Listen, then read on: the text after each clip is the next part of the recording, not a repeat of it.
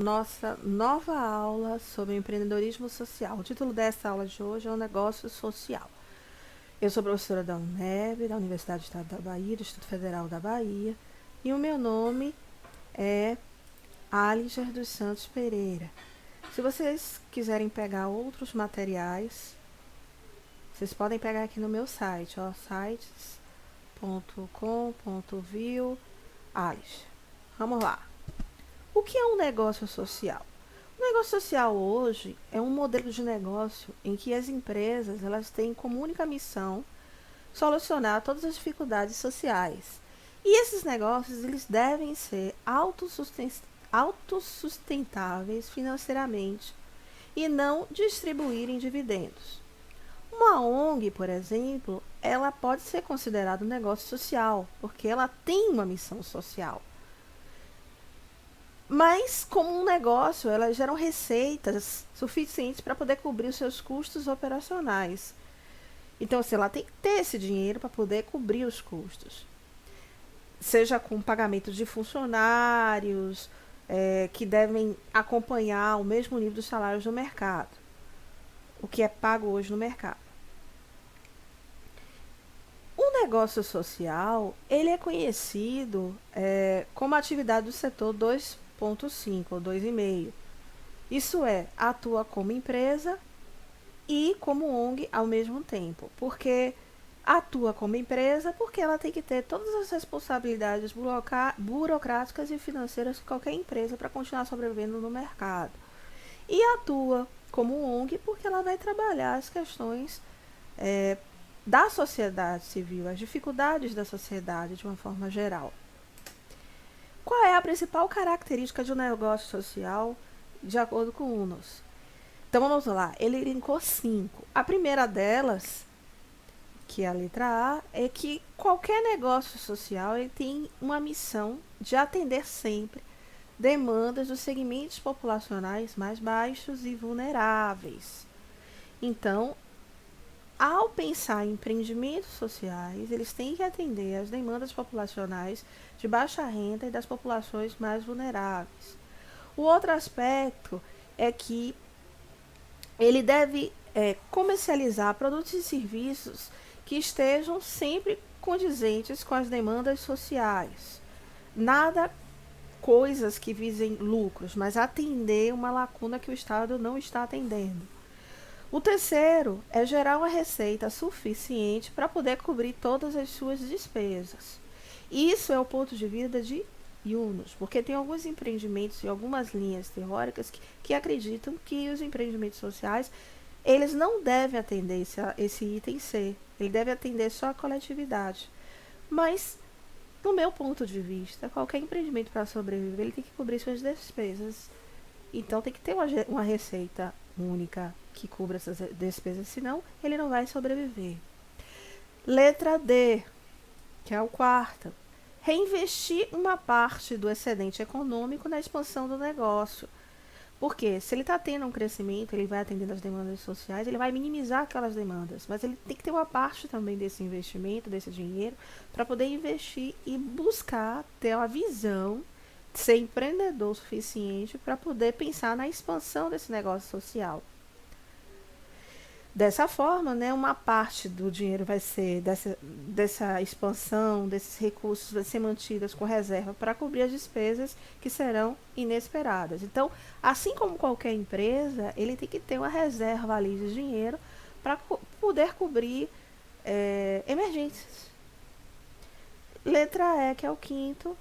Tem investidores que não recebem lucros na forma de dividendos, mas podem receber de volta os investimentos após um determinado período. Por que eu citei aquele autor? Porque em 1976 ele criou o primeiro negócio social que operou com características referentes ao Grammy Bank, que era uma empresa que é uma empresa que oferece microcréditos para a população da base da pirâmide econômica de Bangladesh. Diante das dificuldades enfrentadas pela sociedade local e do país, ele teve a visão e a ideia, a criatividade de que o acesso ao capital, mesmo numa escala pequena, ele pode transformar a vida das pessoas. A partir dessa visão, o empreendedor criou um modelo de negócio inovador, como ele descreve, né? Esse aqui é Yunus, a foto dele, que é um empreendedor social. Ele ganhou o Prêmio Nobel de Paz em 2006 e ele é considerado o pai do microcrédito, como eu falei, do Grameen Bank e de outras 50 empresas em Bangladesh, a maior parte delas como negócios sociais. Ele nasceu em Bangladesh em 1940 e em 1969 ele recebeu o título de PhD, doutor, né? E em 1972 ele retornou a Bangladesh como presidente do Departamento de Economia da Diversidade. Então, coloquei aqui uma frase dele, que é como ele pensa em relação aos negócios sociais. Ajudei a lançar um movimento global chamado microcrédito, que auxilia os pobres, oferecendo-lhes pequenos empréstimos sem caução. O valor desses empréstimos é bem baixo, 30 ou 40 dólares, e essas pessoas podem usar o dinheiro para abrir pequenas empresas. O crédito é fornecido às mulheres e cerca de 94% das ações do banco estão na mão dos próprios tomadores de empréstimo. Por que mulheres? Porque as mulheres, ele fez a pesquisa, por uma questão cultural lá, as mulheres elas gerenciam o dinheiro da casa e conseguem distribuir esse dinheiro melhor perante a família e render mais, e são mais bem pagadoras do que os homens. Na concepção de Yunus, aqueles indivíduos que conduzem negócios sociais, eles são considerados empreendedores sociais. Mas nem todos esses empreendem atividades dessa natureza, como é o caso das organizações da sociedade civil que depende da filantropia. Outra abordagem que propõe a erradicação da pobreza por meio de incentivos empreendedoras foi apresentada por esse outro autor no seu artigo. Então, esse autor ele acredita que ao criar os negócios ao serem criados, eles devem diminuir os custos e devem melhorar a qualidade dos produtos e serviços oferecidos para as famílias situadas na base da pirâmide econômica, as que têm maior dificuldade. Aí ele acredita em duas premissas básicas. A primeira é que a população representa um mercado de larga escala e potencialmente lucrativo para as empresas. E já a segunda forma de ver é que o consumo de produtos e serviços eles tornam-se mais acessíveis e adequados e aumenta a qualidade de vida dessas famílias. No período da pesquisa, ele mensurou que na base da pirâmide havia 4 bilhões de pessoas no mundo que têm renda per capita inferior a 1.500 dólares por ano. Isso dá mais ou menos 2 dólares ao dia. Uma das grandes críticas feitas a Yunus é que essas estratégias empresariais que são voltadas para a população da base da pirâmide econômica não são, na realidade, negócios sociais, porque eles não vão priorizar o objetivo da geração do lucro. Porque vai haver dificuldade em avaliar esses impactos sociais dessas estratégias para saber realmente se houve erradicação da pobreza ou não. E se houve um aumento da qualidade de vida. É o que eu tenho batido na tecla. É muito difícil você mensurar ou avaliar o impacto social das estratégias que são criadas pelos empreendimentos sociais. Mas o que é possível é. Eu botei essa figura aqui de Together, com os bonequinhos, ó, todos juntinhos de mão dadas, porque o empreendedor social ele faz isso, né? Ele une, ele está próximo da sociedade. Então, existem 3 tipos de empreendedores sociais. O primeiro é o empreendedor com impacto social, no caso, é o empreendedor que ele vira basicamente o lucro financeiro em favor do seu próprio favorecimento, mas ele provoca um certo impacto social onde ele atua. Então, qualquer empresa que abre, que dá emprego para as pessoas, ela pode ser considerada um empreendedor com impacto social, porque ela está gerando emprego, ela está pensando em si, mas ela vai promover ali um impacto social, já que um dos conceitos de empreendedorismo social é esse. O segundo conceito, que está aqui na letra B, é que o negócio social é o local, né, em que as empresas têm uma única missão de solucionar as dificuldades sociais, que já botei esse conceito quando eu comecei essa aula, são autossustentáveis financeiramente, não distribuem dividendos. Os resultados financeiros, no caso o lucro, são reinvestidos no próprio negócio.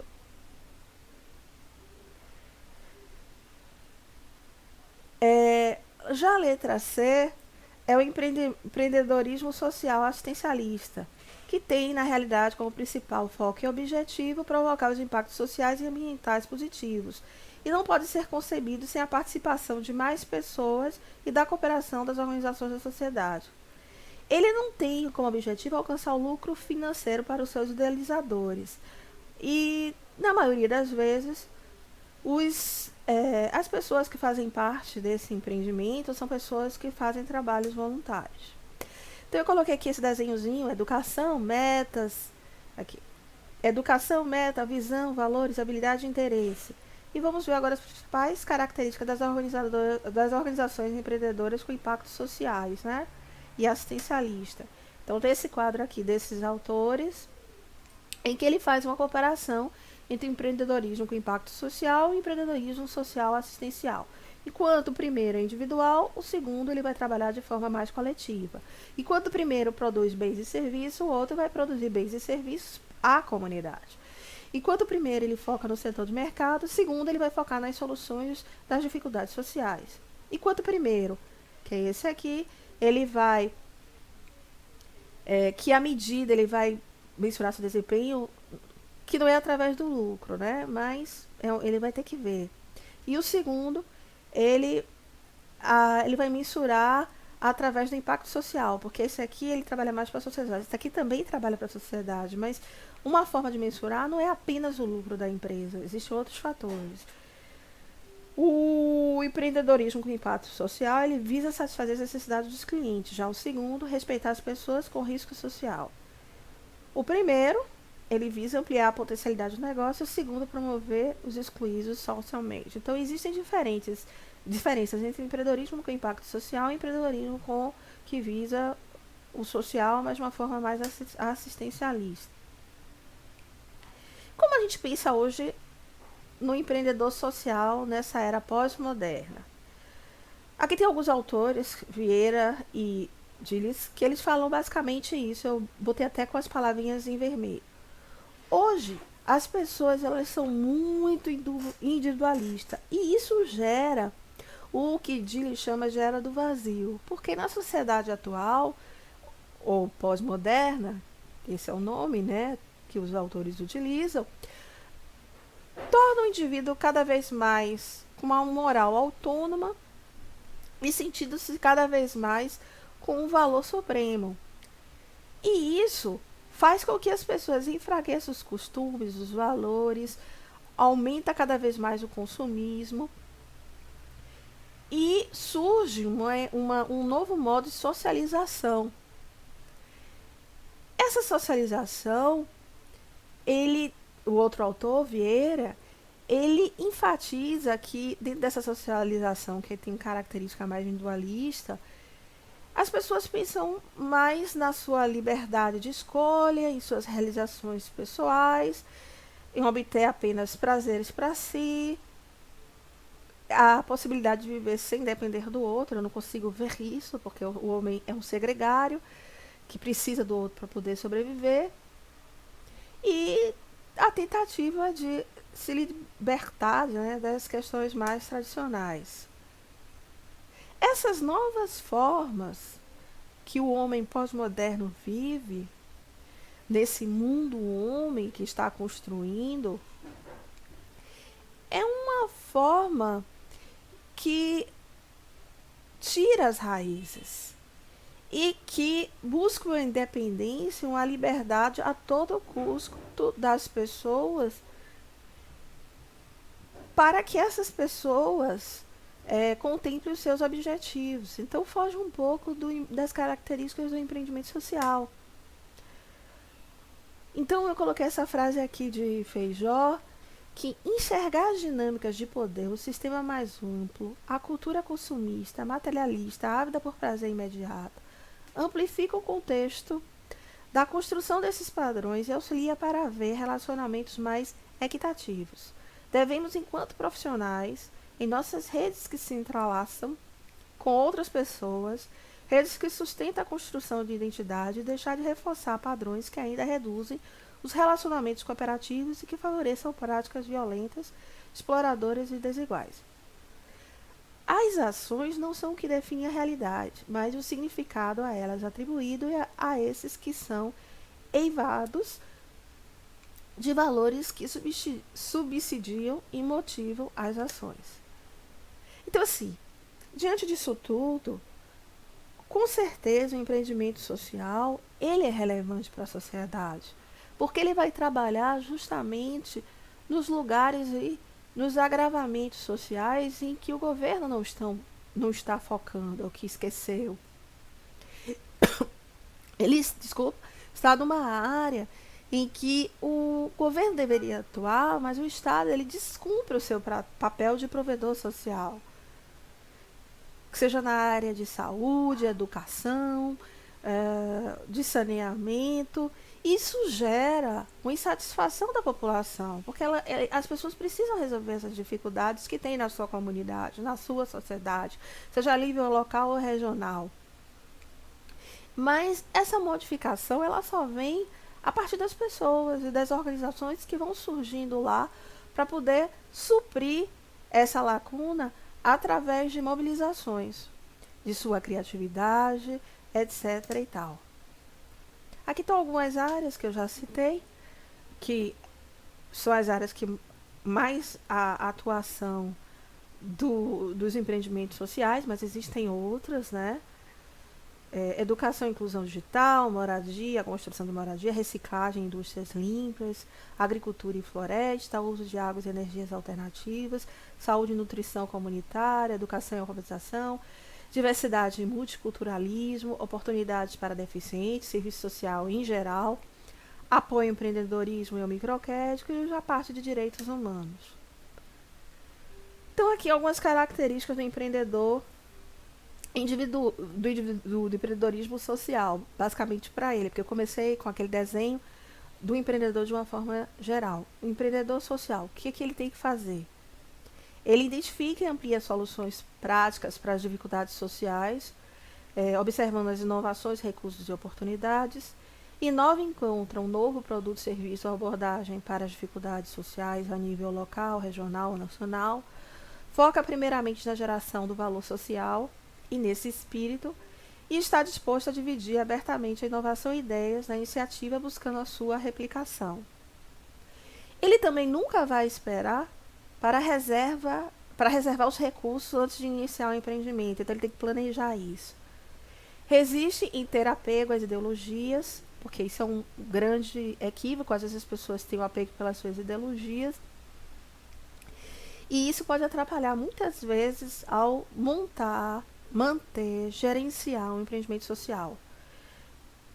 Ele continuamente refina e adapta a sua abordagem em resposta ao feedback, tem uma visão mais também a um planejamento. Ele tem que identificar e aplicar ações práticas, porque ele vai prever todas as dificuldades a nível local, regional, e inovar para poder combinar todas as suas inovações, recursos e oportunidades para tentar não apenas identificar, mas buscar soluções. Isso é no primeiro ponto. O segundo ponto é que ele deve inovar encontrando um produto ou serviço dentro de uma abordagem que ele possa solucionar essas dificuldades a nível local, regional ou mesmo nacional, mas geralmente trabalha a nível local.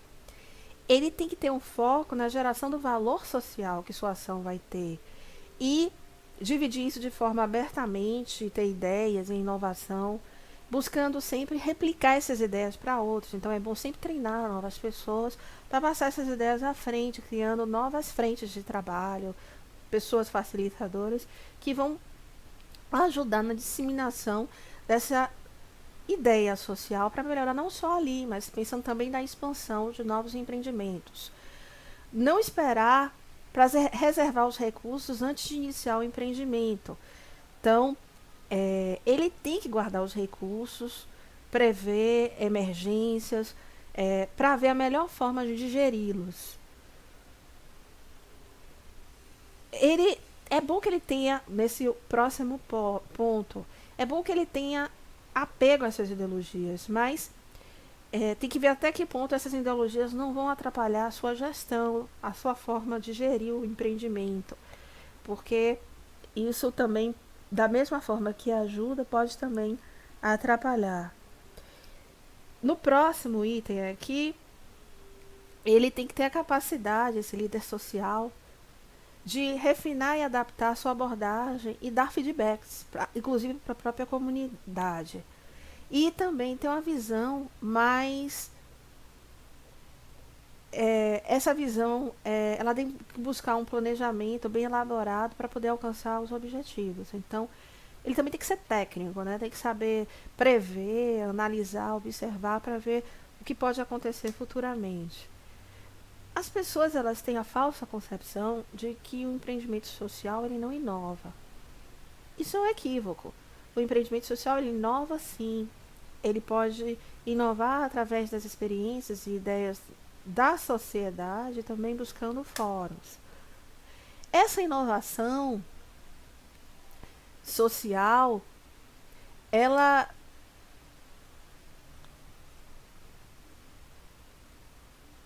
ela busca descrever todos os comportamentos e atitudes dos indivíduos que estão envolvidos na criação dessas novas iniciativas, focando sempre para os fins sociais, incluindo, incluindo a vontade de assumir riscos e de encontrar formas criativas para usar, né, e utilizar de forma bem prática dentro do ambiente em que vive para poder minimizar as dificuldades. Esse empreendedor, ele, além da criatividade, ele tem que ser líder também. Ele tem que ser capaz de captar, de investigar e de mensurar suas ideias e a aplicação delas a nível social. E é bom também que ele busque redes, inclusive redes financiadoras, para poder apoiar os seus empreendimentos e transformar esses empreendimentos em algo real e sólido.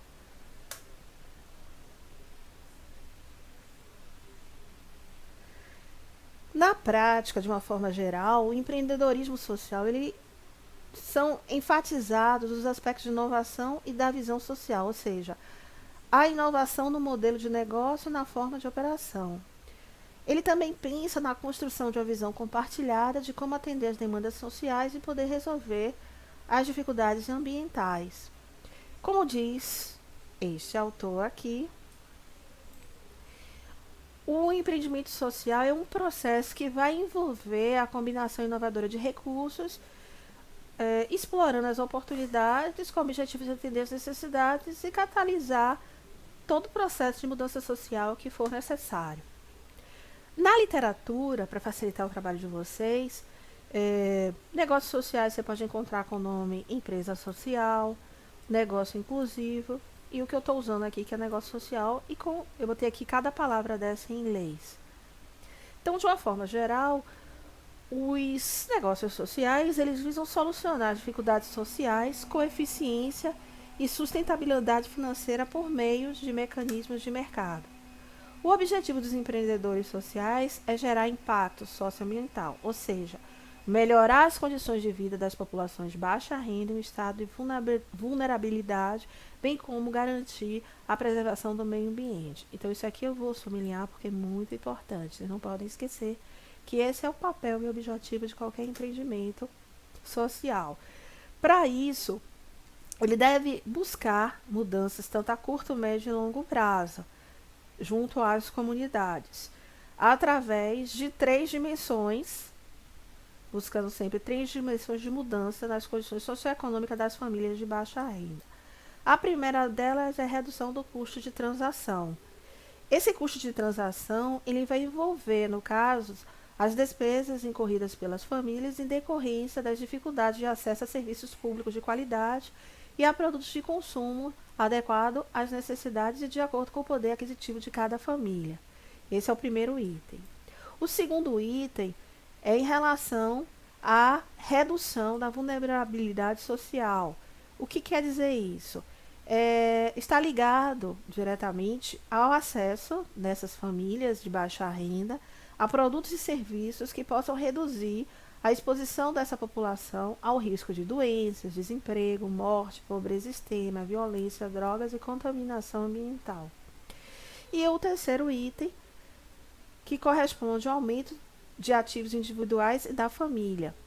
Esse item, ele vai além da geração de renda e de empregos. Ele vai incluir, inclusive, o acesso à moradia dessas famílias de baixa renda. Além disso, os serviços de saúde e educação são considerados de qualidade, até para que essas famílias elas possam futuramente, em próximas gerações, terem condições mais favoráveis de bem-estar melhor, qualidade de vida, do que as gerações atuais. Esse quadro aqui, ele é bem simples, né? Então, aqui ele coloca os impactos do negócio, como é que vai mensurar isso. De um lado, do lado de cá, são as empresas com os fins lucrativos, do lado de cá, são as empresas sem fins lucrativos, que são as organizações sociais. Então, você tem aqui filantropia, fundos patronais, quando fundo, empréstimos sociais, etc. E esses impactos. Então, aqui você tem a organização da sociedade civil, sem geração de receita, e vai chegando, aqui você tem OSC com geração de receita, aqui o OSC como negócio social, e aqui é um negócio social incluso que reinveste em seus lucros. Cooperativas. Aqui você já vai vendo mais para empresas com fins mais lucrativos. Então, a empresa social que distribui parte dos lucros, empresa que inclui o INC em sua cadeia de valor, e empresas puramente comerciais, que querendo ou não, a partir do momento que ela oferece empregos, melhora ali a condição de trabalho daquelas pessoas que estavam desempregadas, não faz um papel totalmente social, mas fazem parte. E aqui tem algumas organizações em cima para melhor análise, né?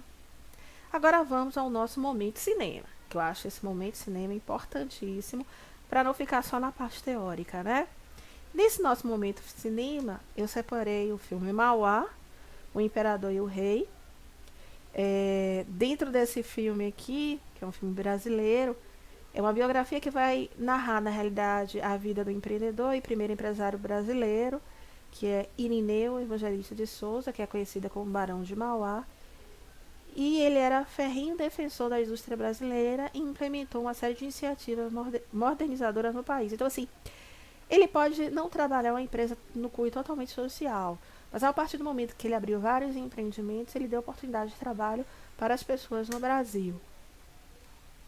Esse segundo filme, The Economics of Happiness, na realidade é um documentário que mostra ou forja de uma política dentro das empresas e organizações que se mobilizam para criar uma economia diferente da vigente, que pese pela manutenção do meio ambiente e o bem-estar das comunidades. Esse outro filme aqui, Startups Kids, nada mais é do que um documentário de dois cineastas islandesas que vão narrar a vida de jovens empreendedores na Europa e nos Estados Unidos, e é responsável pela criação, esses jovens são responsáveis pela criação de startups de sucesso, como o Dropbox, entre outros aqui. E esse outro aqui, Eu Maior, é o filme que conversa com filósofos, jornalistas, empreendedores e outros profissionais sobre o autoconhecimento, felicidade e a necessidade de se fazer aquilo que se gosta. Isso aqui também é importante, porque nós hoje vivemos uma sociedade pós-moderna e eu já descrevi as características dentro dessa sociedade pós-moderna, que as pessoas são cada vez mais individualistas. Esse aqui, Patty Adams, nada mais é do que a história verídica de um médico que acreditava no poder do riso para curar também, e corresponde a uma saga de empreendedorismo social e de não conformismo. Patty, na realidade, ele largou a prestigiada faculdade para abrir uma clínica que atendesse gratuitamente seus pacientes. Então, ele deixou de ser, né, individualista, ele buscou o próximo. Esse outro filme aqui é o filme Quando Sinto Que Já Sei. Trata-se de um documentário. Ele foi financiado de uma forma mais colaborativa Ele investiga práticas pedagógicas inovadoras em cidades brasileiras, registrando seu impacto na forma de aprender de jovens e crianças. E aqui estão as referências da aula e muito obrigada!